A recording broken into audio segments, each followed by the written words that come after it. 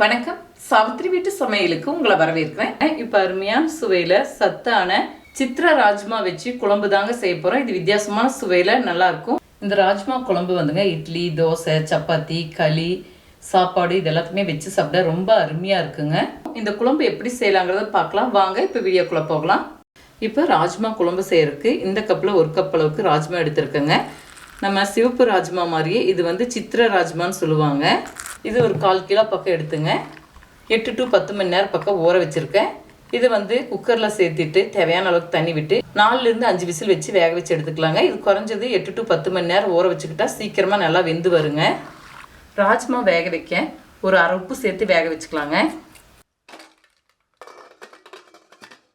குழம்புக்கு வதக்கி விடுறதுக்குங்க 1 கப் அளவுக்கு சின்ன வெங்காயம் எடுத்துருக்குங்க. இது 150 கிராமுக்கு கொஞ்சம் கூடுதலாக இருக்கும். அதே மாதிரி இது கூடவே பெரிய பல் பூண்டு 5 எடுத்துருக்கேங்க. பெரிய சைஸில் 3 தக்காளி எடுத்துருக்கேன். இது சின்ன சின்னதாக நறுக்கி எடுத்துக்கலாங்க. புளி வந்து சின்ன நெல்லிக்காய் சைஸ் அளவுக்கு ஊற வச்சுருக்கேங்க. இதை நல்லா கரைச்சி எடுத்து வச்சுக்கலாம். தாளிக்க கொஞ்சமாக வெங்காயம் எடுத்து வச்சுருக்கேங்க. இதை நறுக்கி எடுத்துக்கலாம். வதக்கி விடுறதுக்குங்க 2 டேபிள் ஸ்பூன் எண்ணெய் விட்டுக்கிறேன். எண்ணெய் சூடாகட்டும். இப்போ எண்ணெய் காஞ்சிச்சுங்க. 1 கப் அளவுக்கு சின்ன வெங்காயம் உரித்து வச்சதை சேர்த்து வதக்கி விட்டுக்கலாம். இது கூடவே 5-6 பூண்டு பல் எடுத்ததை பொடியாக நறுக்கி வச்சுருக்குங்க. இதையும் சேர்த்து வதக்கி விட்டுக்கலாம். இப்போ வெங்காயம் பூண்டு நல்லா வதங்கிடுச்சுங்க. இது கூடவே 3 பெரிய சைஸில் தக்காளி எடுத்ததை சின்ன சின்னதாக நறுக்கி வச்சுருக்கேன். இதையும் சேர்த்து வதக்கி விட்டுக்கலாங்க.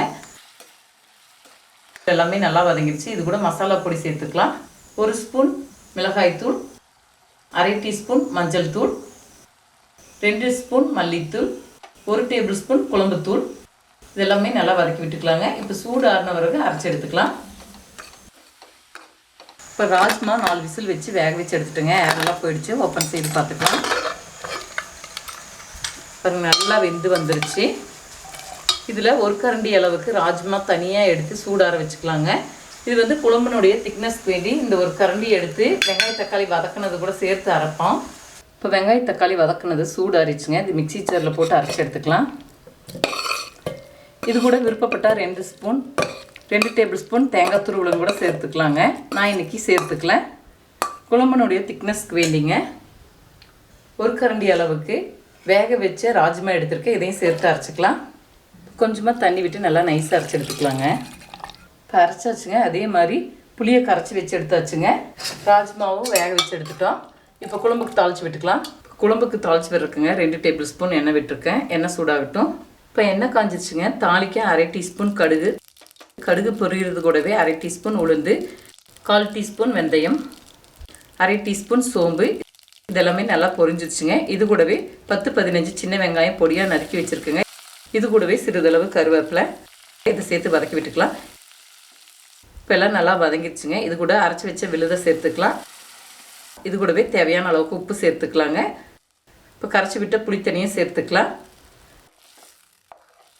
இப்போ மிக்ஸி ஜார் அலசின தண்ணியும் கொஞ்சம் சேர்த்திக்கிறேங்க. ராஜ்மா வேக வச்சதுலேயே கொஞ்சம் தண்ணி இருக்குங்க. அதனால் பார்த்து அளவாக சேர்த்துக்கணும். இப்போ நல்லா கொதிச்சு வரட்டுங்க. உப்பு, புளி, காரம் இதெல்லாமே சரியாக இருக்கான்னு பார்த்துக்கோங்க. இல்லாட்டினா நீங்கள் தேவையான அளவுக்கு கொஞ்சமாக புளி தண்ணி கரைச்சி விட்டுக்கலாம். தேவையான அளவுக்கு உப்பு சேர்த்துக்கலாம். காரம் கூட இப்போ போட்டுக்கும் போது சரியாக இருக்கும். கலந்து வச்சது ஒரு 2-3 நிமிஷம் நல்லா கொதிச்சு வந்துருச்சுங்க. இப்போ வேக வச்ச ராஜ்மாவை சேர்த்துட்டு ஒரு 5-6 நிமிஷம் நல்லா கொதிக்க வச்சுக்கலாங்க. மறுபடியும் 5-6 நிமிஷம் நல்லா கொதிக்க வச்சாச்சுங்க. குழம்பு தேவையான அளவுக்கு தயாராகிடுச்சு. இந்த பக்குவத்தில் இறக்கி வச்சுக்கும்போது சரியாக இருக்குங்க. இது கூட விருப்பமான காய்கறிங்க கூட சேர்த்துக்கலாங்க. கத்திரிக்காய், உருளைக்கிழங்கு, அவரைக்காய், எக்ஸ்ட்ரா உங்களுக்கு பிடிச்ச காய்கறிங்க கூட சேர்த்துக்கலாங்க. நான் இன்றைக்கி வந்து காய்கறி சேர்த்தாமல் இந்த ராஜ்மா குழம்பு செய்திருக்கேன். இப்போ இறக்கி வச்சுக்கலாங்க.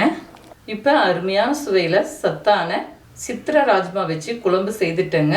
இதே முறையில் செய்து பாருங்கள். இந்த வீடியோ பிடிச்சிருந்தா லைக் பண்ணுங்கள், ஷேர் பண்ணுங்கள், சப்ஸ்கிரைப் பண்ணுங்கள், கமெண்ட்ஸ் பண்ணுங்கள். அடுத்த வீடியோவில் சந்திக்கலாம்.